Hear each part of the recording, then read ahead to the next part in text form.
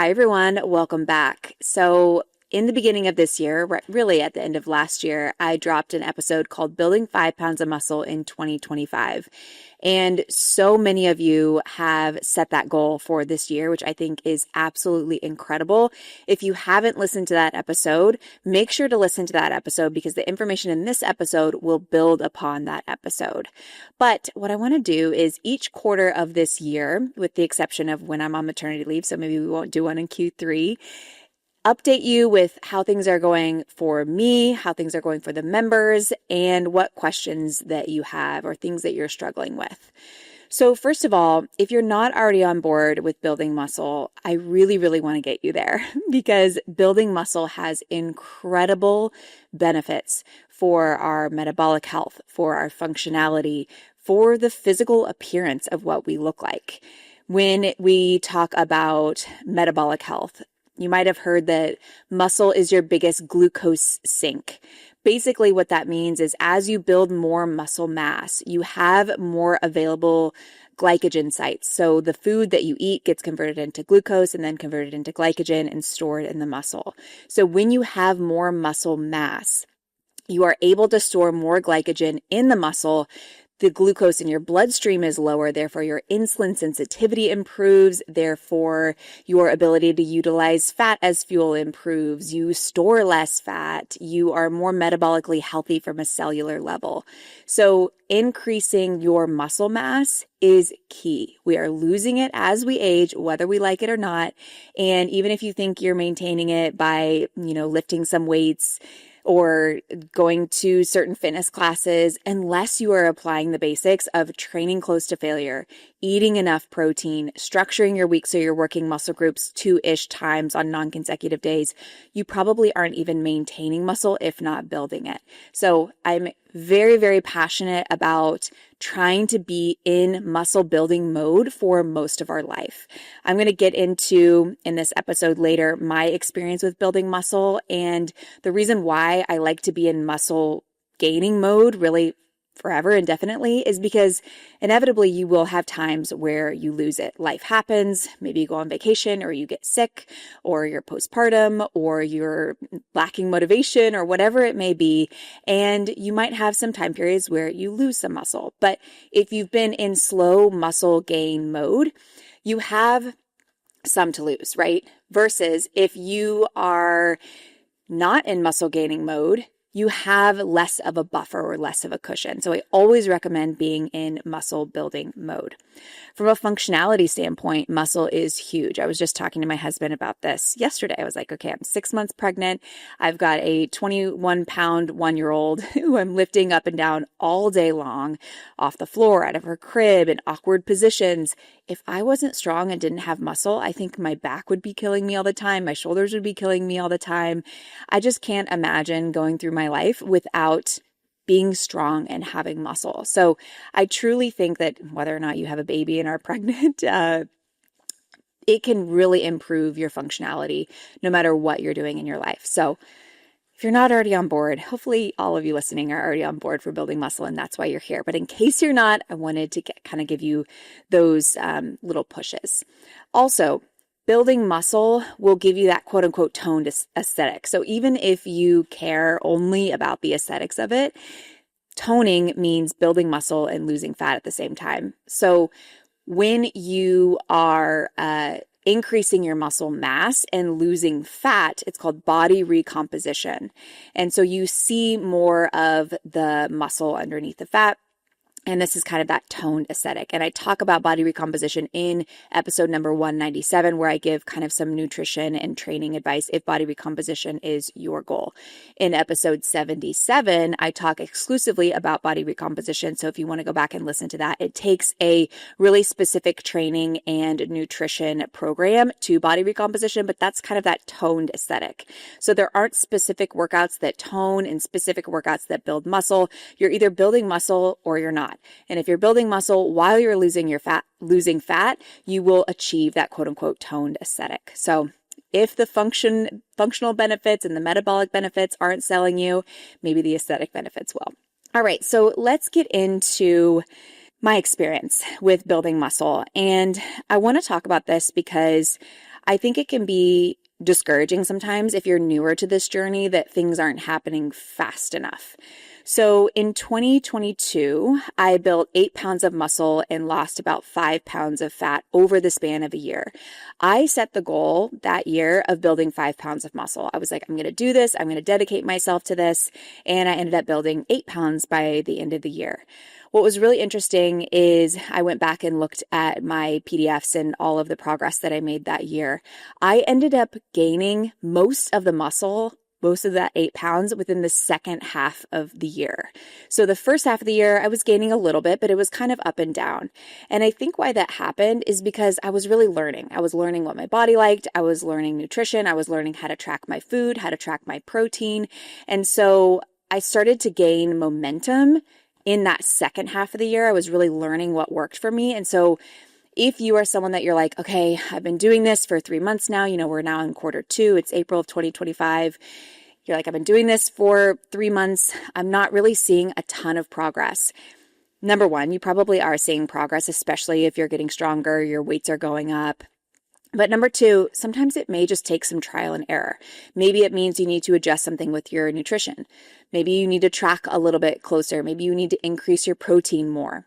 What I found in 2022 that I was tweaking that worked really well for me was I stopped fasting. Now, I'm not for or against fasting. I'm not a nutrition expert. I'm not telling you to fast or not fast.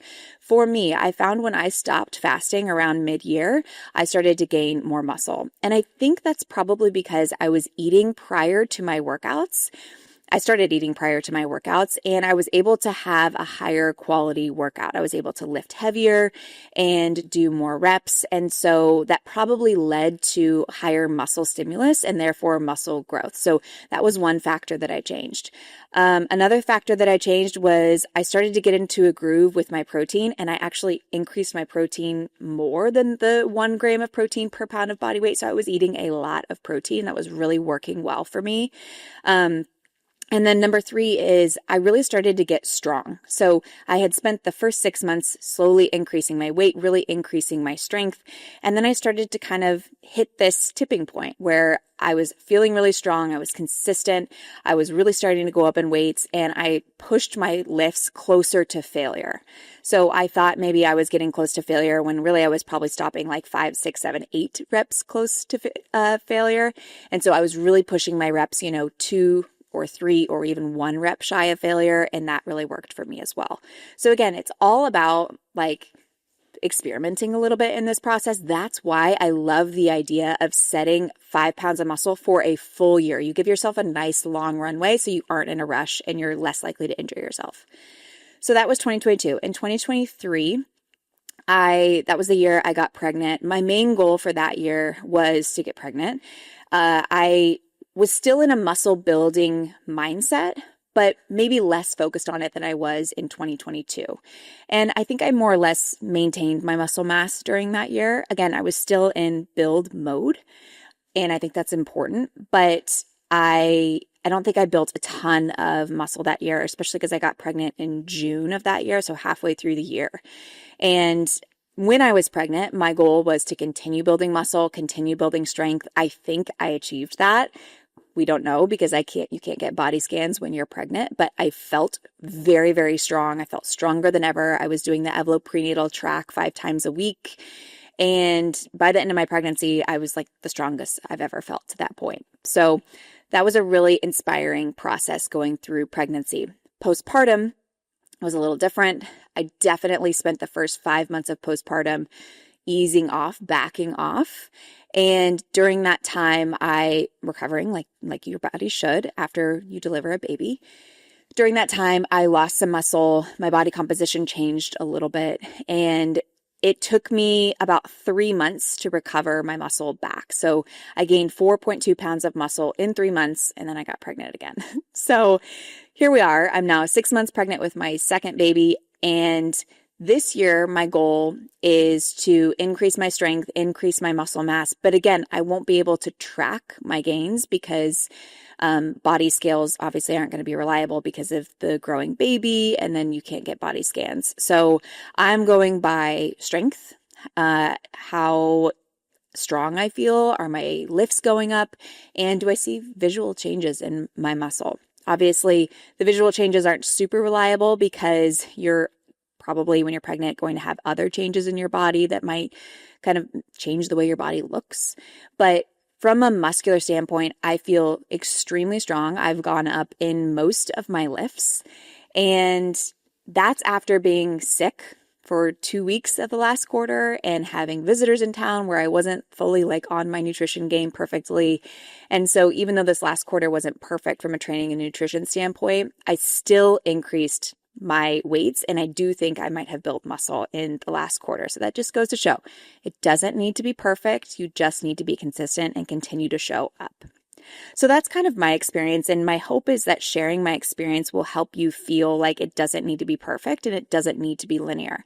Throughout this whole process over the last, 3 years, I've had peaks and valleys where the muscle's gone up, the muscle's gone down, body composition has changed a lot. So you're never stuck.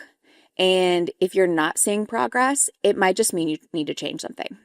Again, tweak nutrition, train closer to failure. Usually those are the two things that you need to change to ultimately see better results.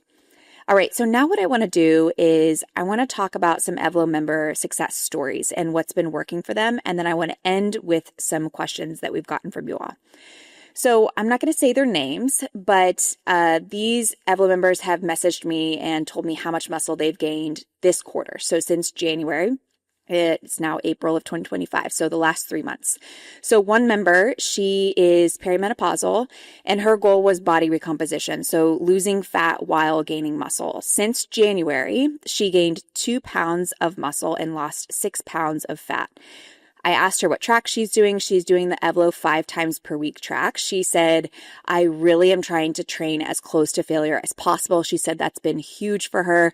She is in a calorie deficit. So she's in a small calorie deficit, she told me.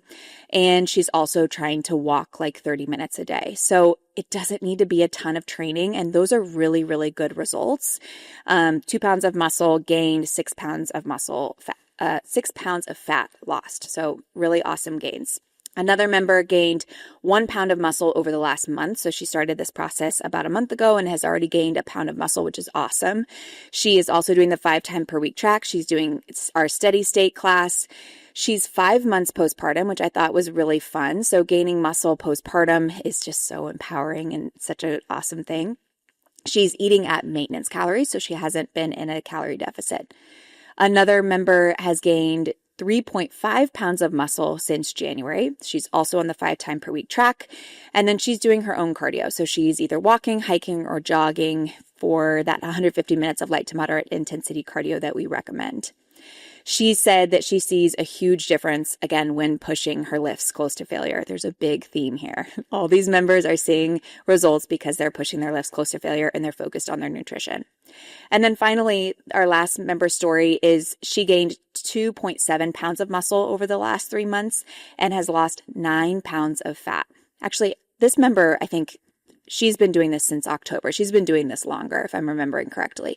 So this is she's a longer runway, but she's gained almost 3 pounds of muscle and lost 5 pounds of fat. So she had a body recomposition goal. She's doing the Evlo 5 times per week schedule and again, focusing on nutrition. So this leads me to the very first question that we've been getting a lot from you all. And it's, is there a difference in the different Evlo tracks as far as effectiveness? So we have our 3 times per week track, our 4 times per week track, and our 5 times per week track. Within those tracks, you can choose to add light to moderate intensity cardio and or high intensity cardio. And the answer is, when we're looking at these from a scientific perspective, technically, no, there really shouldn't be big differences in the effectiveness of the tracks. However, anecdotally, we have seen a lot of members that are having success who are on the 5 times per week track. Now, is that causation or correlation? It's really hard to know. They might just be, motivated. They might be the ones that are really getting after it, staying consistent, and therefore they're seeing results. Or is it because there's something special about the 5 times per week track? I really don't think so, because if we look at the science, what matters is volume and consistency. The 3 times per week track and the 5 times per week track are technically the same volume. You're doing really the same workouts. It's just the 3 times per week track is within 3 workouts a week. 5-time per week track is spread across 5 days. The 4-time per week track is one less workout per week, so it's a little less volume. However, a lot of people see great gains with that track because they're able to recover better. And so when you are able to recover better, you have higher quality workouts, higher stimulus to the muscle, and therefore you see better results. I will say, if I had to choose between the 3 tracks, I would probably preference the 5-time per week track if you are recovering. If you're not recovering, if you're sore all the time, then I would say 4-time per week track. And then I would put 3-time per week track last. And not that it's not effective or that you can't see results from the 3-time per week track, but I think that making your workouts really long, so a Monday and Wednesday's workouts are about an hour because it's 2 classes combined to get the same amount of volume as the 5-time per week track. The workouts are really long. And so by the end of that workout, or really halfway through that workout, you've accumulated quite a bit of fatigue, which will influence how high quality of effort you can put into the last half of your workout. So I tend to preference the 4-time per week and the 5-time per week tracks. The 3-time per week we have available for you if you need it. A lot of our runners like that track, or if you just need it for your lifestyle, it's there. You can still see results. But I do tend to think because fatigue will be less on the 4 or 5-time per week track, and you'll therefore get higher quality work, I do tend to preference the 4 or the 5-time per week track. The second question I got, which I thought was a great question, we get it all the time. I recommend 2 rest days per week where you get in your light to moderate intensity cardio. Do you need to take these rest days consecutively? I take my rest days generally on Saturday and Sunday back to back, but you do not need to take them consecutively. You can spread them throughout your week. Whatever is going to work with your schedule is great. In fact, some people feel like that's more effective for them to sprinkle in their rest days so they're not consecutive. And again, this could just be giving themselves an extra rest day in between their workouts might allow them to have higher quality work in the workout that they're doing tomorrow. So no, the rest days do not need to be consecutive, but they sure can be. And then final question that I was getting a lot is, one of the members was like, I have 45-pound weights, and if I go up in weight, I think I might have to go to a gym because those are really heavy dumbbells. And do I just have to go up and up and up forever and ever and ever? The answer is no. Progressive overload means either increasing the weight that you're using and or increasing the reps that you're doing. So you can keep the same weight and increase the rep range and therefore get more load to the muscle. So if you don't want to invest in heavier dumbbells right now, or you can't, or for whatever reason you don't want to go up in weight, you can absolutely just do more reps. As long as you approach muscular failure anywhere from 6 to 30 reps, that will be an effective set for muscle growth. So maybe you start with, for me, I'm using 35s for chest. I just went up recently for chest presses. And I think I can do in the beginning, I could do maybe 4 or 6 reps. And now I'm up to 10 reps. So that's a way to progressively overload your lifts without going up in weight. Now, what's really cool is I don't really recommend counting your reps. All you need to do is get close to failure. Just focus on getting close to failure. That was another member tip that we got. Don't worry about hitting an arbitrary rep count or an arbitrary amount of time. Just get close to failure. Your body will naturally increase the reps as you get stronger. If you want to count it just to kind of know where you're at and know your progress, you can, but your body will naturally do it as you get stronger. So no, you do not have to continue to progress your weights. At a certain point, when the rep range starts to get too high, like if you're above 25 or 30 reps, then yes, you do need to increase your weights. But if you're using really heavy weights, you've got a really long runway where you can just increase those reps. All right, that is all I have for you today. I hope you are re-inspired. Again, if you are maybe fallen off, you haven't been super consistent, this is your reminder that it's not too late. You can absolutely build 5 pounds of muscle in 2025, even if you're starting from scratch right now. Again, in 2022, I think I built most of that muscle in the last 6 months. So it's absolutely possible. I love the idea of giving ourselves a long runway so we have time to learn. But if you're just getting started, you're not too late. All right, everyone, we'll see you all next week. Same time, same place. Bye for now.